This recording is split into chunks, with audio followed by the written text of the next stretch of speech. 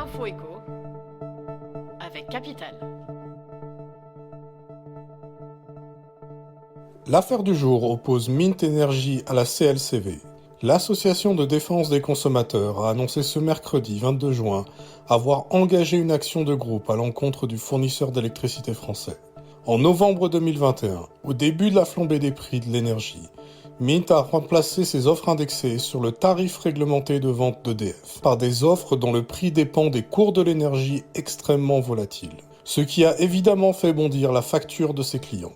La CLCV dénonce une pratique déloyale, puisque ce changement de contrat aurait été opéré sans le consentement préalable des consommateurs. Le coup de gueule est également poussé contre les marques Adidas et New Balance par Zero Waste France. L'association a symboliquement choisi le premier jour des soldes d'été pour porter plainte contre les deux marques de chaussures de sport, les accusant de publicité mensongère quant à leur engagement affiché pour la protection de l'environnement. Alors bonne foi ou greenwashing? L'association dénonce plusieurs zones d'ombre dans la communication des deux marques. Faux labels, chiffres incohérents. Pour plus d'informations, rendez-vous sur capital.fr. La question du jour porte sur la vaccination contre le Covid-19. Face au rebond épidémique, les autorités appellent les plus fragiles à faire leur second rappel dès maintenant. Et pour cause, à peine plus de 2 millions de quatrièmes doses ont été injectées.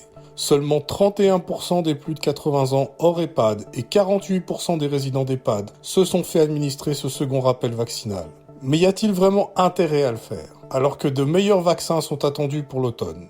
Réponse avec le professeur Alain Fischer, président du Conseil d'orientation de la stratégie vaccinale.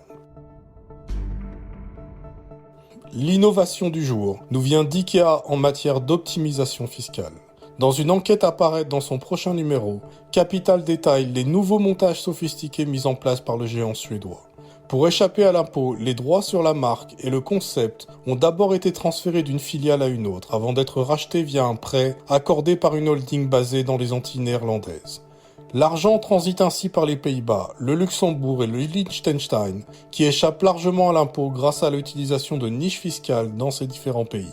Des contorsions fiscales qui sont dans le collimateur de la Commission européenne, mais dont l'enquête piétine. Retrouvez la nôtre en avant-première sur capital.fr. C'était l'info écho avec Capital.